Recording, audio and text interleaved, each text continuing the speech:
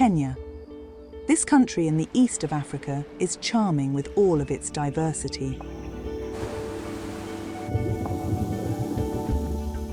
The spectacular landscapes provide a home for various wildlife.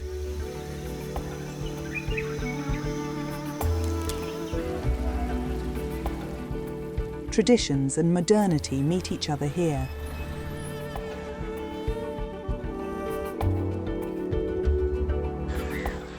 Whether it's a vast desert lake or an endless savanna, from big animals to dozens of small ones.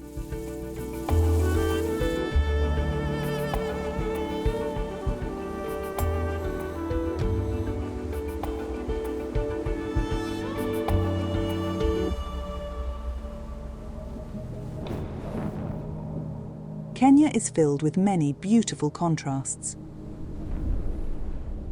In western Kenya lies a unique natural wonder, the Kakamega Forest. This rainforest is the last of its kind in Kenya and serves as a refuge for incredible biodiversity.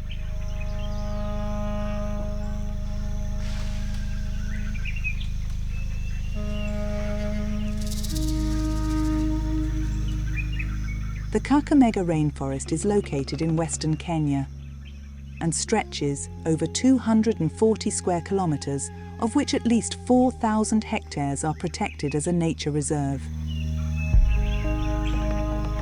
As one of the last remaining rainforests in East Africa, it is a vital conservation area as it provides a home to a fascinating ecosystem. The tropical forest is the easternmost extension of the equatorial rainforest and is the last remnant of the ancient Guineo-Congolian rainforest that once spanned the continent. However, it is under threat by deforestation, poaching, and global warming. Conservation initiatives are working to protect and preserve the rainforest and the rich diversity of flora, fauna, and wildlife it holds. The forest itself is special. There's a lot of indigenous trees here. There's beautiful nature trails that you can go for walks. See other wild animals, all the monkeys, the flying squirrels, the portals. You can go to the hill. There's a hill, Liranda Hill, and it's so beautiful from up there. You get to see the entire forest from the top of the hill, and it's just amazing and magical, and I think people should come and see that.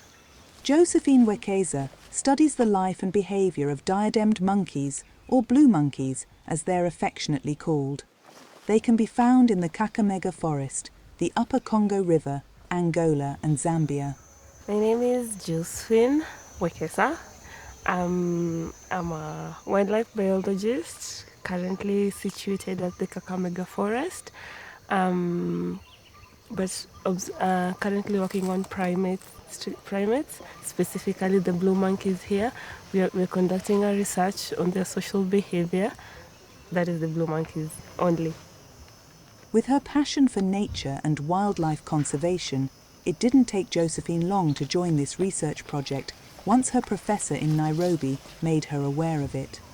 I wanted to do things on wildlife. So when I got this opportunity, I took it because it was going to be a beginning for me to study primates, because primates are close relatives to the humans. So I wanted to just see how they behave, how they act, how their interactions are, and I'm glad I got to do this. Blue monkeys are, unfortunately, considered endangered. They are threatened by habitat destruction, poaching, and illegal trade of exotic wildlife. Josephine is in the perfect environment to learn as much as she can about the blue monkeys. The most fascinating thing about the blue monkeys is their social cohesion, how they stick together, how they move together, especially the females. They will defend their territory. Mothers who die and leave the orphans. So you'll see the large females taking care of the orphans. So that is so nice of them. Yeah. something you don't get to see often in other animals. I also think that the serve as seed dispersal agents. They will feed on fruits and seeds, and they will move to other parts of the forest and spread the seeds so that they're contributing to the ecosystem. They're spreading the plants.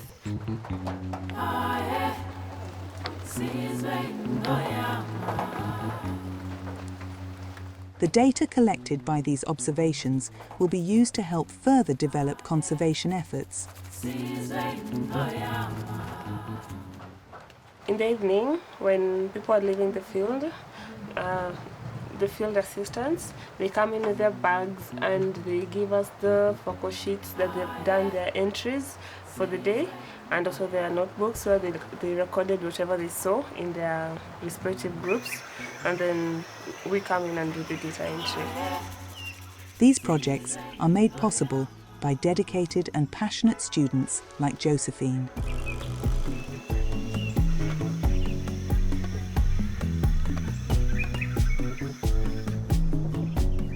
Kenya's last remaining rainforest has shrunk by more than 90% in the past 100 years.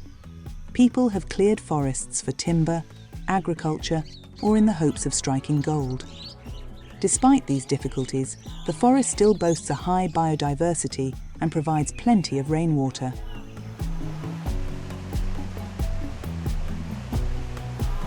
Ongoing efforts are being made to stabilise the water level of the rivers in order to prevent flooding and droughts.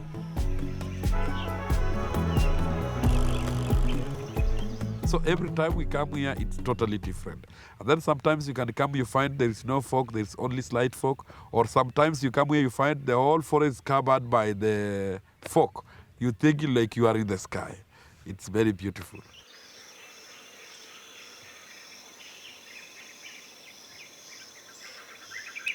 Abraham Imbai, a native of Kakamega, is one of the most experienced rangers at the Kakamega Forest National Reserve. My names are Abraham Imbai. Most of the time I'm a tour guide and also environmental educator, whereby I take people, students to come and learn about ecological of the forest, geographical features of the forest, and also learn different animals and their behaviors. I want community to know exactly, because people can see this forest, but they don't know how important it is to them around here. The forest comes to life once the sun sets. Under the light of the moon, nocturnal animals hunt for food, and plants respond to darkness and cooler temperature.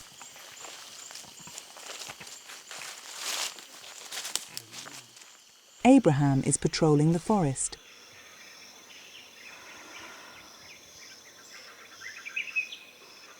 The forest, without human disturbance, it knows very well how to protect itself. For example, when you go inside the forest, there you'll see all plants are friendly, but the ones that are on the edge, they have thorny, like they have very sharp needles. So like whenever anyone with negative mind, the forest one is trying to get in, this one will say no permission to enter. But after that, when you are past all plants inside there, they are friendly. Yeah, this one, like when you touch it, did you see what happened? It pumps out the seed. But also this is one of the wild fruit that you can eat. It's very delicious. Abraham has an intimate knowledge of the forest's natural defense mechanisms, namely thorns and poisonous plants. The dense vegetation also makes it difficult for intruders to enter. But the effort is worth it.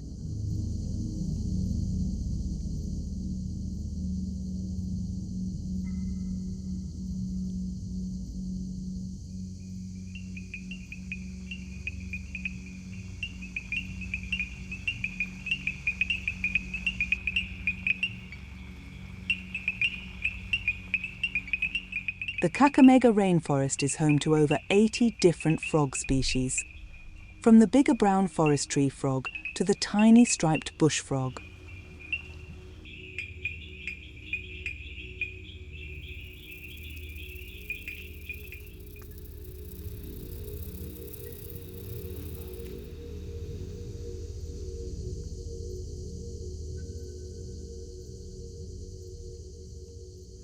See, this is how, like when the elders are coming to collect this mushroom in the forest, they come with knife because it's also very strong. As I said earlier, it's one of the eatable mushroom. A mushroom safe for humans, while some other forest dwellers, such as the pangolin, have a more acquired taste, such as ants, termites, and larvae. See, like that one. These are what the tree pangolin normally eats. See, so it's a way of helping this tree to decompose. Abraham knows every plant, every bird call, and every secret that the forest holds.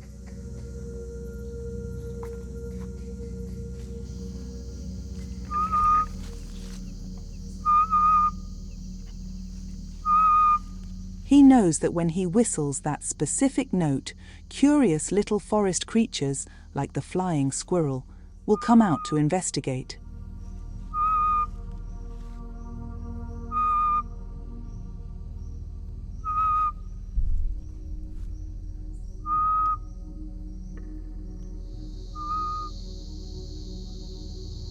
Flying squirrels can grow up to 15 centimeters in size, and they boast an ability that makes them unique among other mammals. So the animal that we have seen, we call it flying squirrel. And the flying squirrel, it is nocturnal. It appears only at night. And it is an animal that can glide like even around 40 to 50 meters, depending on the higher tree it is on. So it slides like from top down, and it can slide far distance depending on the height of the tree.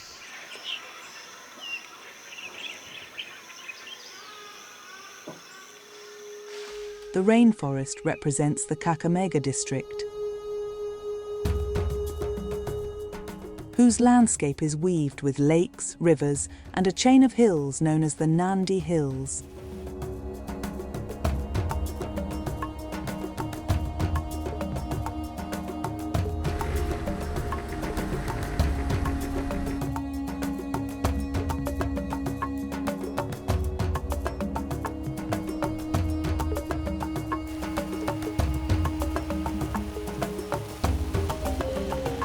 The district capital is Kakamega City.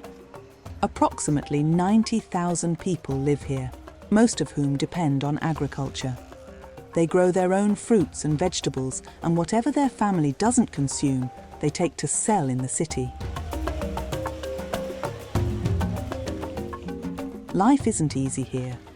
Poverty rates are high, and most people have no access to education, healthcare, employment, or even proper sanitation.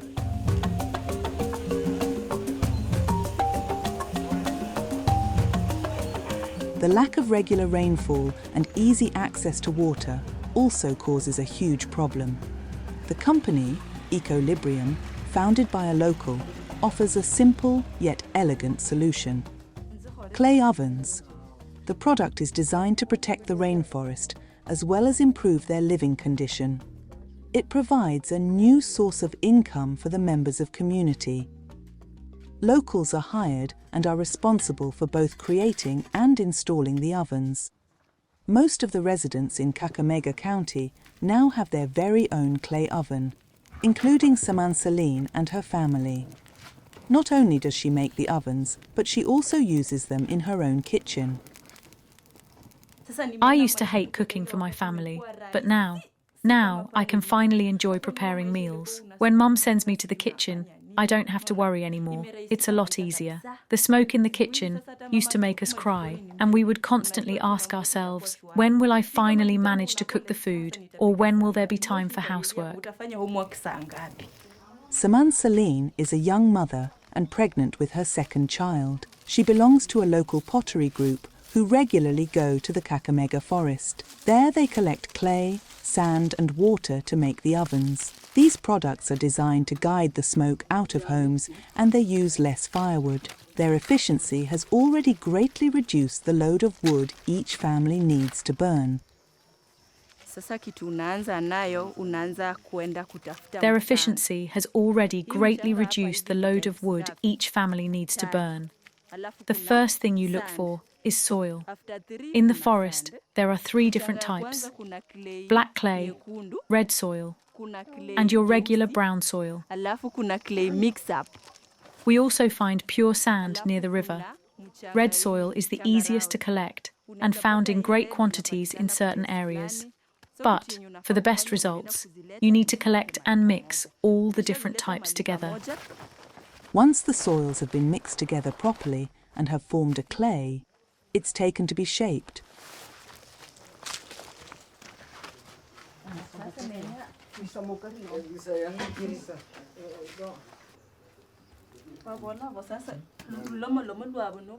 What is the biggest challenge making these? Well, you need good upper body strength. It's not as easy as it looks to mould the oven. The clay is quite heavy. You need to be strong, and you have to apply the right amount of pressure to get the exact shape that you want.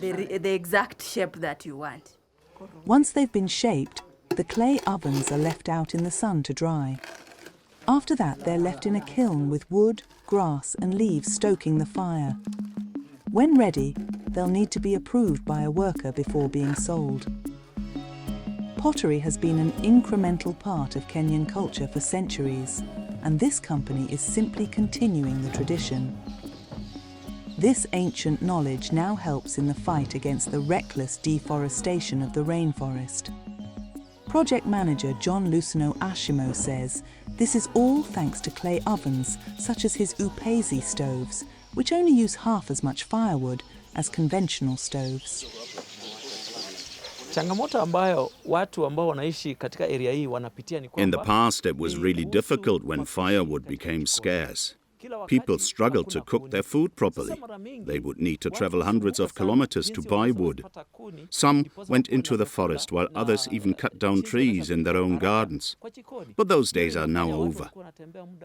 The oven is much faster.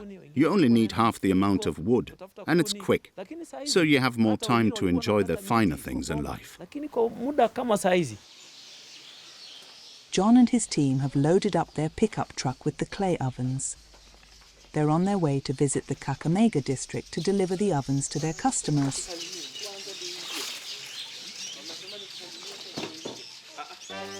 In addition to coordinating the production and deliveries of the clay ovens, John is facing another challenge.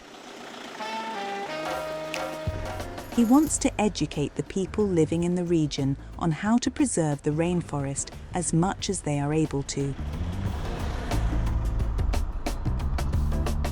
We all need the rainforest, we must preserve it. So it's not good for people to take too much wood, as it disrupts the insects that depend on the dry wood for their survival. That's why it's important that there are trees out here that can be used by the people. Considering this, there are now specially designated areas where residents are allowed to collect wood in a controlled manner. Of all the inhabitants of the rainforest, a particularly striking one is the black and white colobus monkey. These primates bring more to the forest than just their social dynamics and acrobatic gifts. These monkeys make up an important part of the ecosystem.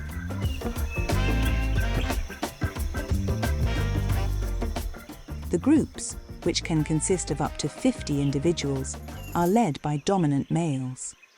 Sadly, the habitat of the black and white colobus monkey is just as threatened as that of the blue monkeys that Josephine is studying in order to further conservation efforts.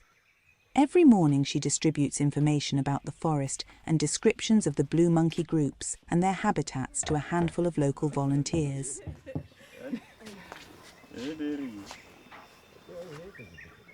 The residents who volunteer recognise the danger their rainforest faces and understand that by helping to protect the blue monkeys, they can protect their forest. Blue monkeys are important for the ecosystem, and Josephine wants to ensure they no longer end up on family dinner plates. In my opinion, I think they're supposed to be preserved, first of all, because they exist, so we do not need to put them out of extinction, but they need to be part of the ecosystem and play their role in the ecosystem. The reduction in numbers is more based on the fact that they are being hunted by the communities nearby. So especially when they capture the females, that's reducing the population. Yes, I'd love for that to stop. But first, Josephine wants to investigate and have an accurate count for how many blue monkeys actually live in the forest. So from our studies, we know that a group can have up to around 75 individuals and as little as 7 individuals. So with that, working with those numbers, we can try to estimate the number of groups inside the forest. It's like 2,000 species of blue monkeys in the forest, yes, or something like that, but it cannot be like 100% accurate. The monkeys get their name from their shimmering blue fur. Blue monkeys are known for their lively nature. They spend most of their time in the treetops of the forest searching for food and playing with each other. Josephine has been working on this research project in Kakamega Forest for 4 years.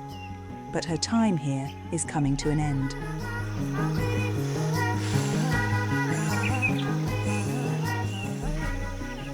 The best thing about it is being in nature. You get to see this every day, you get to do this every day. It's far from people, it's clean, it's noise-free, it's beautiful, you get to experience nature all through. But the most challenging thing can be like, also it can get to you like you're so far away from everyone every single day, and sometimes you just become like lonely and bored. There's also no like zero cell service here, so like you're like blocked away from everything. It's good, but not when it's done for too long. Yes. Soon, Josephine will return to Nairobi and continue her studies at the university.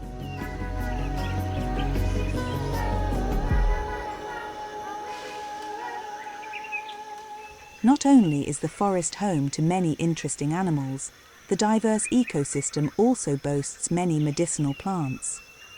Various herbs, flowers, and tubers have been used by people in the region for centuries to cure illnesses, and some still use them to this day. But not just anyone can administer these treatments.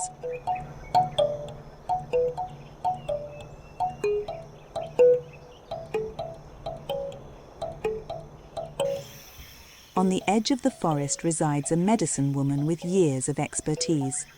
Jennifer treats any who venture to her home using traditional healing methods passed down through the generations.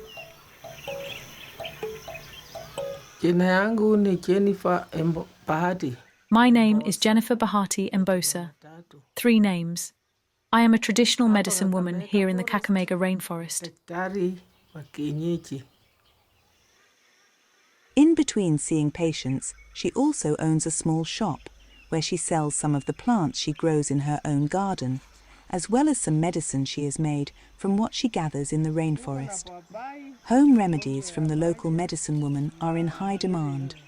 In addition to offering advice for minor ailments, she also prepares salves and tonics for her customers.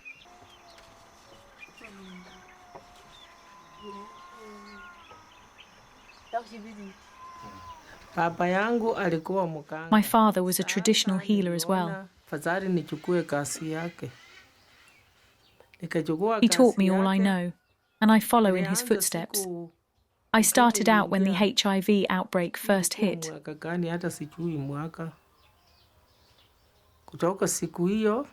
But I can't remember which year it was. It must have been 30 years ago. The role of the medicine woman is one of great importance to the people in Kenya, both historically and culturally. They rely on the experience and extensive knowledge of healers like Jennifer, who know how to utilize the healing powers of natural substances gathered from plants and animals.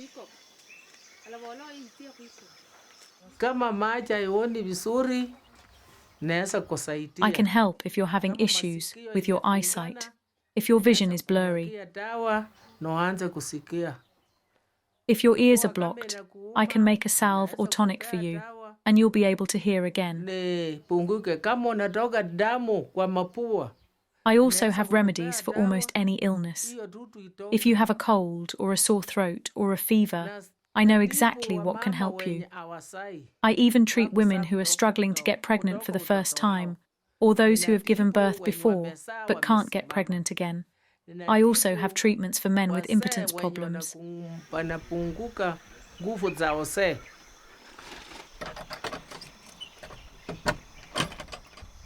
Jennifer is not only a medicine woman, but also a scout. Not only does she heal her community, but also preserves the knowledge and the power of nature and its gifts, and passes it on to the younger generation.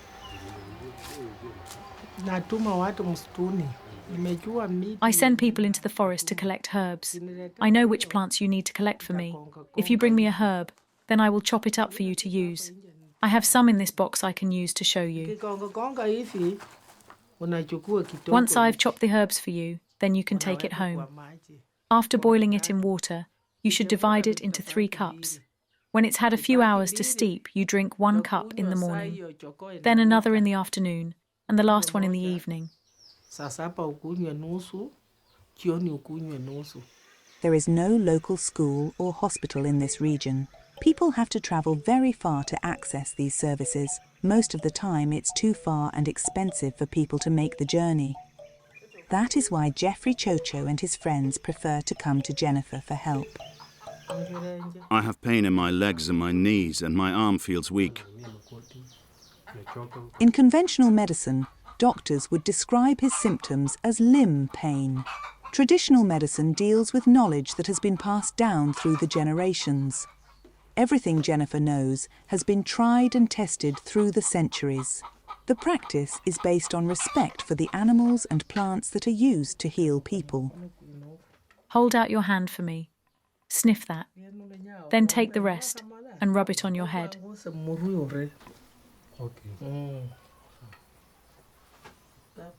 Jennifer's own grandchildren will be treated at the same time as a preventative measure.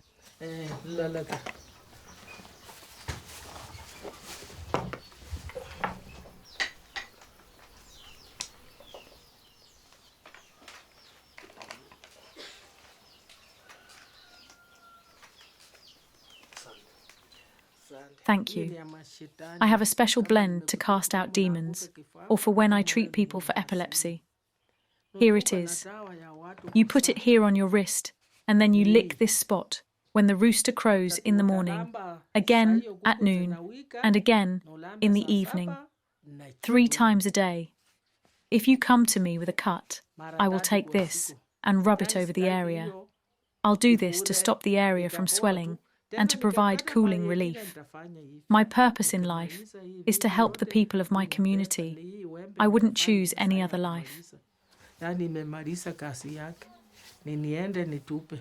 Though Jennifer's main focus is on healing, using the traditional methods taught to her by her father, she also says a prayer for every one of her patients.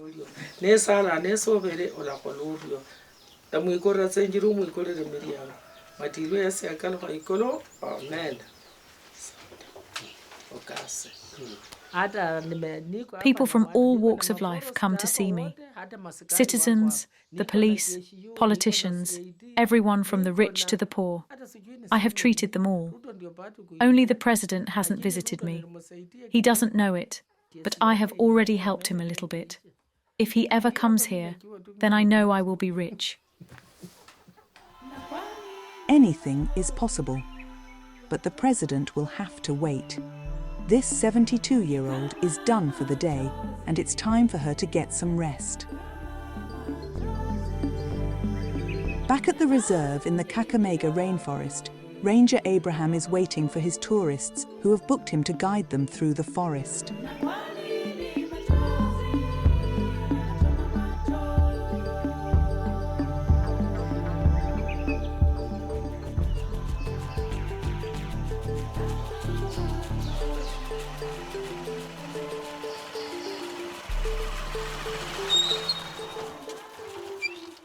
The Kakamega Forest Station is one of the Kakamega's busiest reserves. Its central location and beautiful scenery makes it an ideal location for tourism. The first stop on this tour is the sacred Mutukuyo tree. The tree is over 750 years old and is considered a symbol of the forest's great resilience. Okay. So it is a hardwood. If you make any furniture from this tree, it becomes permanent to your house. Generation and generation will use it. Initially, people were using the trunk of this tree to make bridge. But nowadays, we have modern bridges, so we don't rely to trees to make bridges. So the management does not allow anyone to harm anything in this nature. Their forest is protected. So my work is to educate people, to let people understand also how they can benefit. There's a lot of benefit to the forest. Like for example, like directly, they can initiate like tree nursery, the way we saw, and then they can sell seedling, they will get money. Rather than going in the forest, cutting down a big tree older than your father, and then you want charcoal out of that. Of course, you'll be arrested. The rapid rate at which deforestation is destroying forests is a worldwide problem. Here in the Kakamega district, they have taken legal steps to ensure people can get wood without destroying the forest. It enables the people to take wood in a controlled manner that allows for regrowth. The residents of the surrounding area can collect their firewood in strictly defined areas like this one. This method not only protects the tree population, but also the habitat of all the animals in the rainforest. For example, the baboons who feed on the fruits, lizards and insects found in the Kakamega forest.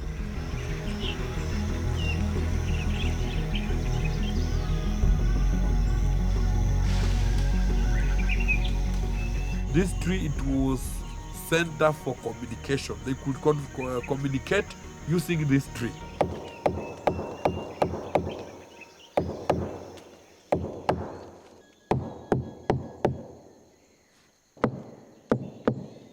These people, they could communicate whether they want, like maybe someone got problem, or maybe they have found mushroom or wherever, or maybe they want to go home, it's time to go home, they could communicate. The elders initially, our people used to live in the forest initially. They were not living in the village the way they do now. So they were living in the forest. And in the forest, the elders studied these trees. And, in elders or in community people, we have people who are like seers. They could like dream of, like this tree can be of help on this, okay? And also some trees, that are also magic trees, whereby you don't need to take leaves or any part of the plant to get healed. You just go there, you do what we call chant. You chant on the tree, you say the problem you have and everything, then you go home without looking behind. When you get home, your problem has been solved. As Abraham leads his tourists to the next section of the tour, the topic of the plants and their properties will naturally come up a few times. You see this plant, we call it Alengium tomendosa, and this Alengium tomendosa, it is one of the plant that our local people have been using as soap, okay? So like if you take like, these are 1, 2, 3, 4. So these 5 leaves, they are enough soap to wash hands. You continue pressing like that. You will see now the soap coming out.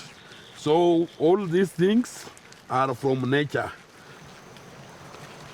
When you come here on the water, you'll draw the plant somewhere. Then you take water, then you wash.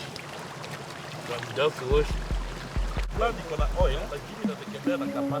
The leaves of the soap tree contain substances called saponins, which have a similar chemical build to soap.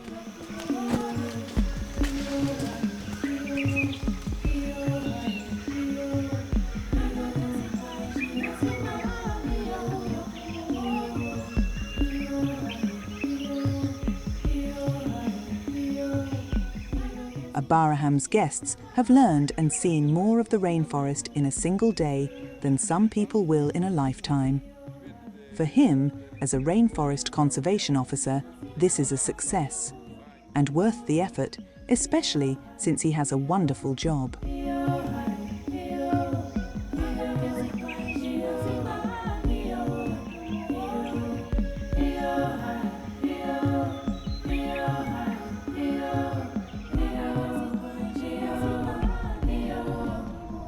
Back in Kakamega City, the clay ovens we saw made by the community are currently being delivered to the customers. The products John Ashimo's company produces don't only reduce wood consumption, but also greenhouse gas emissions.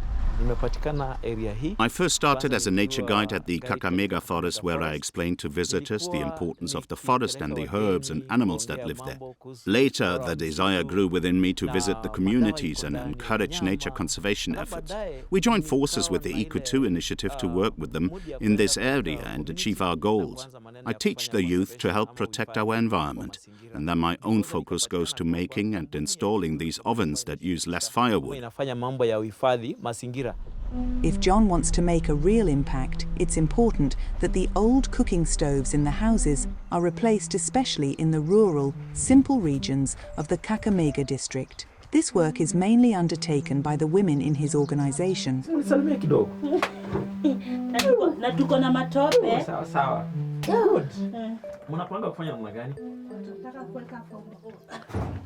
Can we start now? Yes, everything's ready. For the installation to work, the ground needs to be level and stones are used for stabilization and fastening. The ladies working for John only use natural materials to achieve this.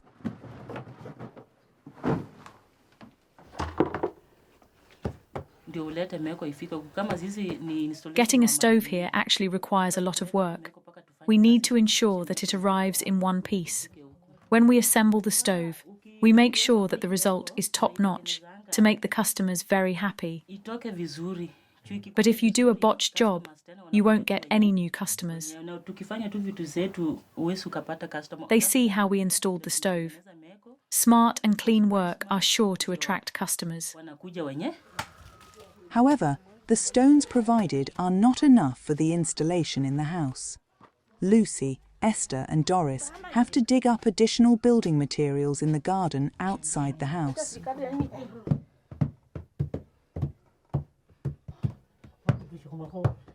John works side by side with the women to finish the job.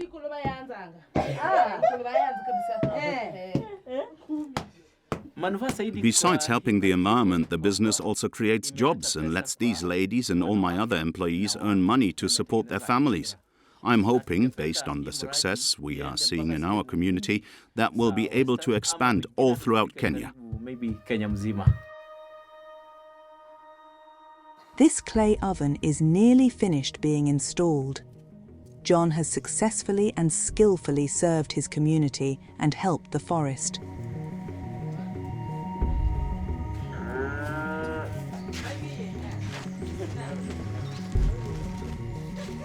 After another successful day of installing the ovens, John's team gather to celebrate a job well done.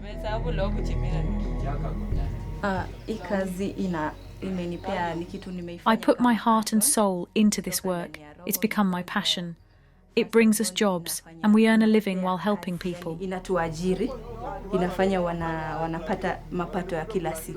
Our lives have changed for the better with these ovens. We've learnt so much about protecting our environment, and the women don't have to travel so far to collect wood as often. Just fetch firewood once, and the meal is soon ready. It's that easy. The smoke from the fire no longer burns our eyes. No more constant tears or breathing in the smoke. So many problems are just gone. It's amazing. We're less afraid of getting tuberculosis or other diseases from breathing in the smoke. Cooking is more fun now, and it gets done in nearly half the time it used to. The small ovens have become a passion project for this small, determined community.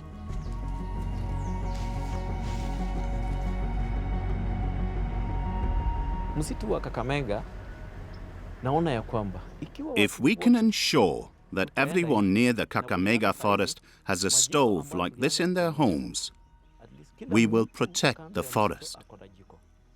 The forest will be much denser. Protecting the forest means creating a better environment for the people.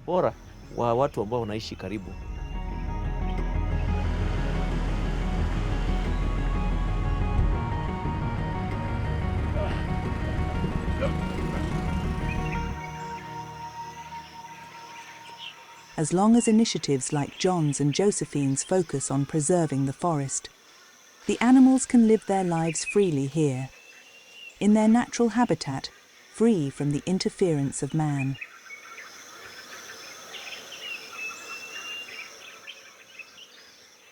The baboons, blue monkeys and all the other animals of the Kakamega forest are part of a rare, ancient ecosystem that is still intact.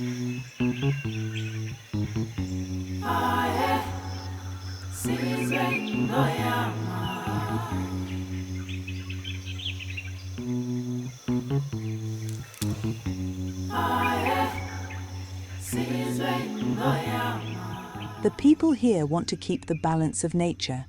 Their work holds value in that it aims to protect this precious ecosystem.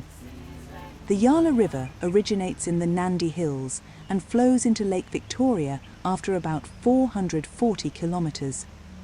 The Yala River plays a vital role in providing drinking water to the people living in the region and is an important habitat for many animal and plant species.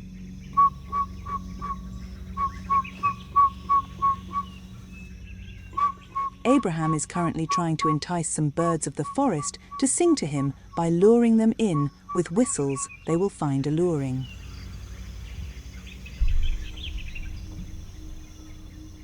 The ranger is taking his tourists through the last leg of their journey through the forest. His guests are already feeling a bit exhausted.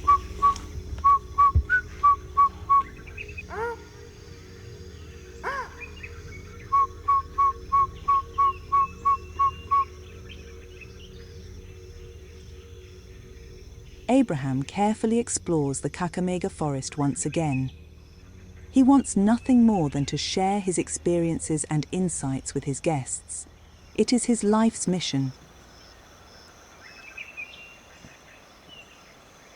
My father used to work with the forest department, and then I was born in the forest station. So I saw nature since I was very young. And when I grew up, that was my dream. And then although my father passed away 2013 at an age of 79 years, so then I was like, no, I'll continue doing this work. So since when I was young up to now, I've been just like a nature person. I'm a wild person, like not wild like I'm like a wild animal.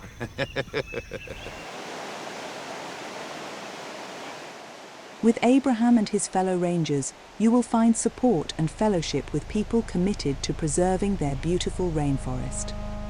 The Kakamega rainforest can rest easy knowing it has these dedicated people protecting it.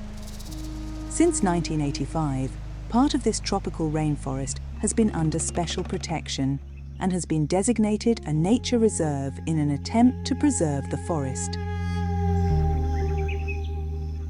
Embedded in the fascinating geological formation of the Rift Valley Rift System, the Kakamega forest stretches over 240 square kilometers at the equator.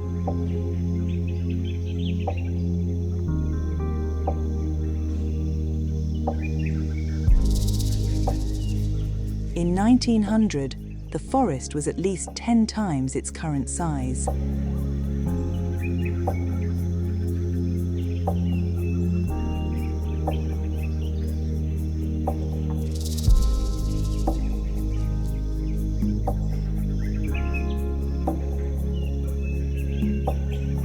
About 100 kilometers east of the forest lies a city that guards the secret of the most successful marathon runners in the world.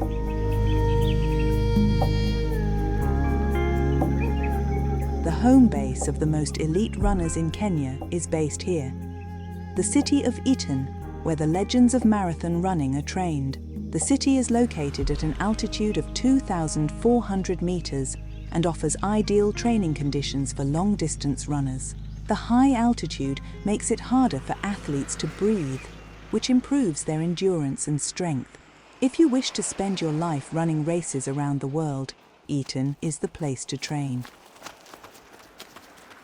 It makes Eton to be a unique place, and of course the altitude, the welcoming community, and the peaceful, sweet environment with good weather, and also good roads. Like you can see when we run in the morning, we really enjoy the good sceneries and good roads. Johanna first came to Eton to learn how to become a successful marathon runner and has since made it his home. And while he may find success running in international competitions, his passions have turned to helping the younger generation. His own path out of poverty was only possible thanks to another runner who believed in him.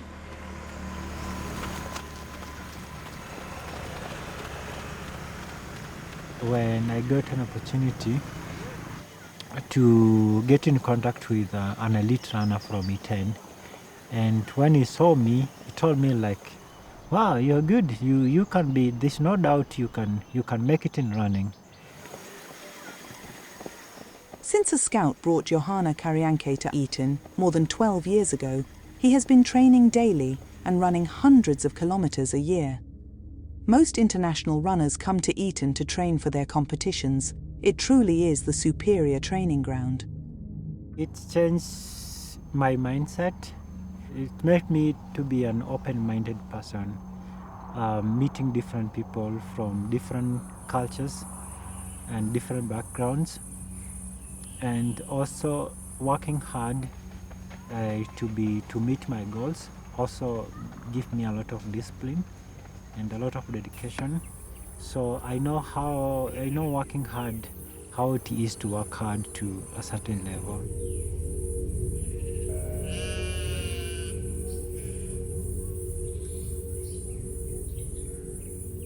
Once the idea was planted, Johanna couldn't let it go. He followed his heart and founded a sports academy to train young people like Brian and Kevin to run marathons. The hilly landscapes of the Rift Valley make it an ideal terrain for uphill and downhill running.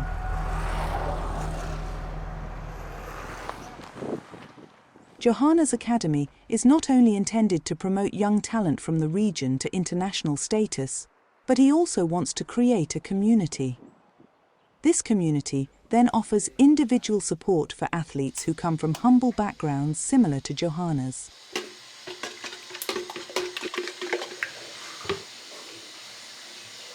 It's expensive to be a runner. The running shoes are very expensive.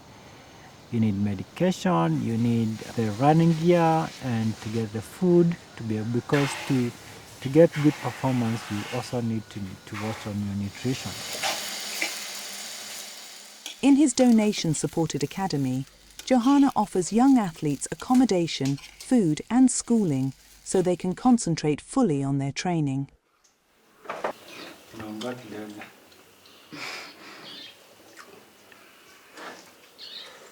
Running, people will love to come here and find out what's the secret for you to be fast, like Kipchoge, like Faith Kipyegon. I have a sports academy, so I don't deal with athletics alone. So I have so much secret we can learn here with my guys. But when I go back to the academy in Narok for football, I always think that one day I have to go to Europe, those European clubs like English Premier League, Bundesliga. I want to know their secret. What do they do so well? While the recipe for success in endurance and speed can be found here, perhaps the secrets of football tactics that Johanna wants his students to learn can be found in Europe. The big problem in Kenya and in Africa, we don't have enough balls. In an academy, we're supposed to have like one ball per two players.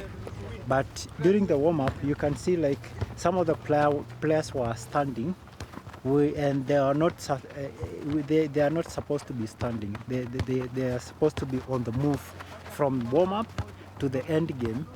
Yeah, they are supposed to be working to be active with the ball. Johanna must first rely on the special training conditions at an altitude of 2,400 meters to make up for the somewhat simple equipment at their disposal. The thinner air stimulates the production of red blood cells, increasing endurance and oxygen uptake. We don't have like world-class facility like the track. It's a big issue which is disturbing us as athletes. Sometimes it affects even international standard, because if it's the big competition on the track, you need a very good track for speed work. While it made his training hard, Johanna was never going to let this hold him back, but rather use it to push himself even harder. And that's why I went to start a sports academy, guide them towards success, discipline, and hard work. And hopefully one day, it's my big dream that I will see them compete on an international standard, international level, both in athletics, and also it will be my big dream to see those boys, playing in very big clubs in Europe, and it will be my big dream.